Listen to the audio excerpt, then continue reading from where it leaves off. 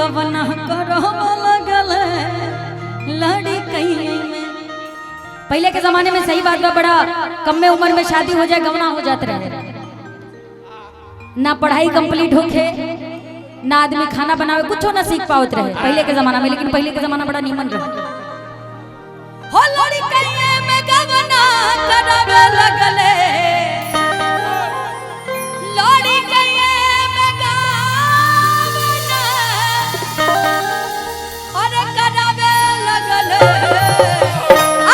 लड़ी कहीं में, लड़ी कहीं में, लड़ी कहीं में, लड़ी कहीं में गवना करावे लगले, लड़ी कहीं में गवना करावे लगले, लड़ी कहीं में, लड़ी कहीं में गवना करावे लगले, लड़ी कहीं में गवना करावे लगले, लड़ी कहीं में, लड़ी कहीं में, लड़ी कहीं में गवना करावे लगले, लड़ी कहीं में गवना करावे लगले, लड़ी कहीं में।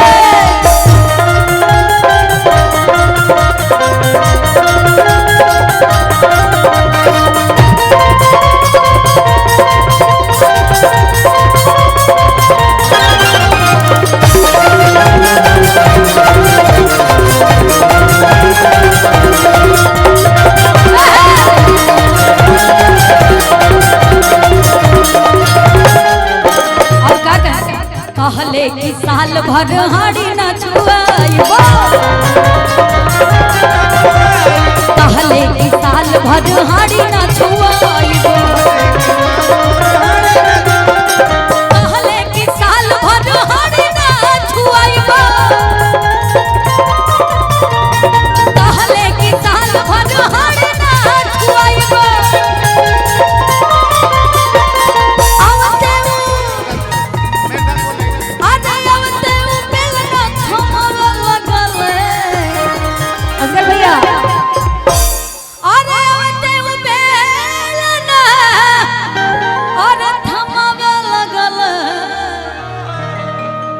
कहलन कि साल भर तारा से खाना ना बनवाई, तू खाली आवा कन्या बन के रानी बन के राज करी। लेकिन करत का बड़े, अरे ओते बेलना थमवे लगल,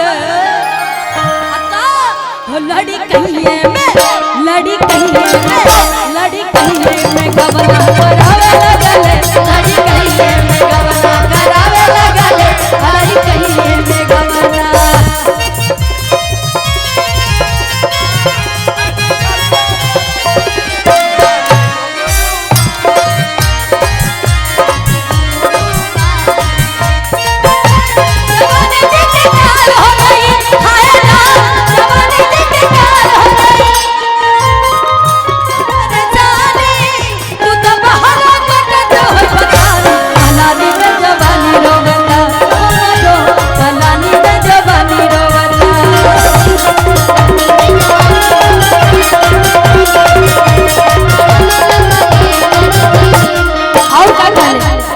कहले कि मोटर पे सगरो घुमाइबो, कहले कि मोटर पे सगरो घुमाइबो, कहले कि मोटर पे सगरो घुमाइबो, कहले कि मोटर पे सगरो घुमाइबो।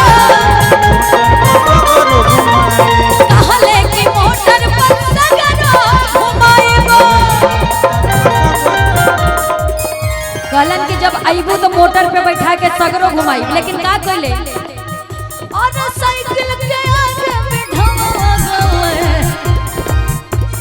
साइकिल के आगे बैठावा लगल, लड़ी कहीं में, लड़ी कहीं में, लड़ी कहीं में गवना करावे लगल, लड़ी कहीं में गवना करावे लगल, लड़ी कहीं में गवना।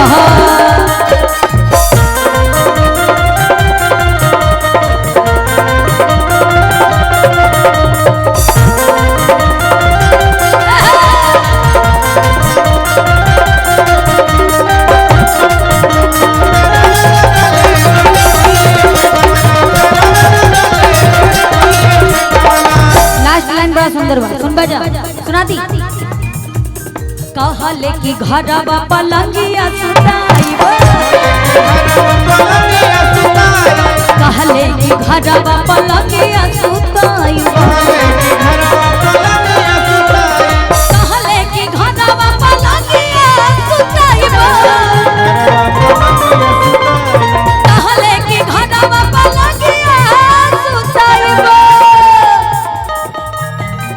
घरवा पलंगिया सुताई, लेकिन बाड़न एकदम देहात के खाटी मोर का अकेलन का आ जावते ऊपर बिछावा लगल।